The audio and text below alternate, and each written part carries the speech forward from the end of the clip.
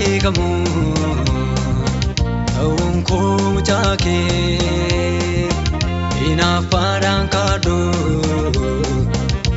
Yesuuf maqaa kee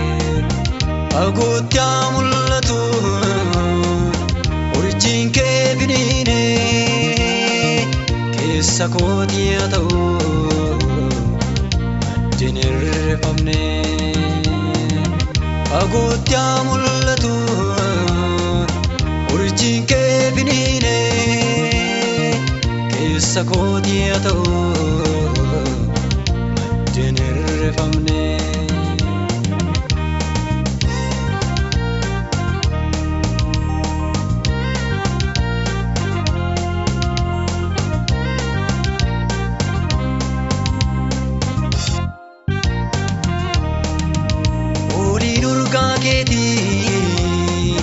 kan namoota waamu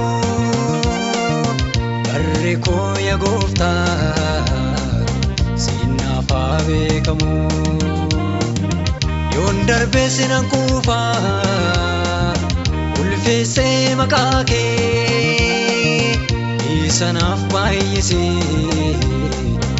nagaa ayyaanni kee irratti haa beekamu ta'uun koo mucaa kee hinaafaadhaan kaadhoo Yesuuf maqaa kee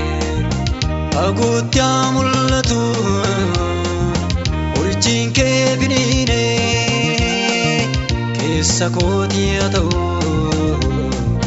maddeen irreeffamne fagootti haa mul'atu urjiin kee finiinee keessa kootii haa ta'u maddeen irreeffamne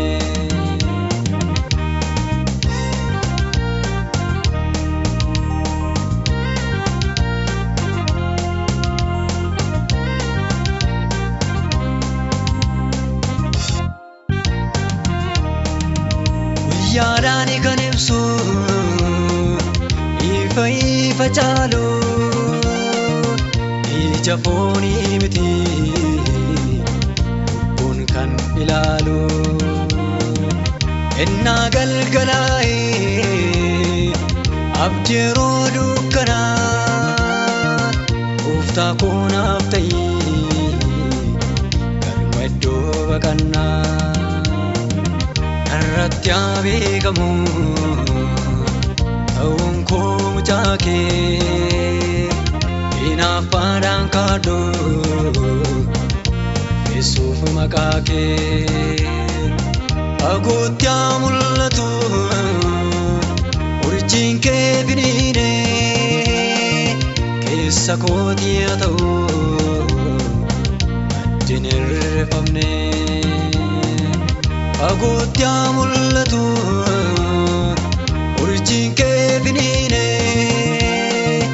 keessa kootii haa ta'u maddeen irreeffamne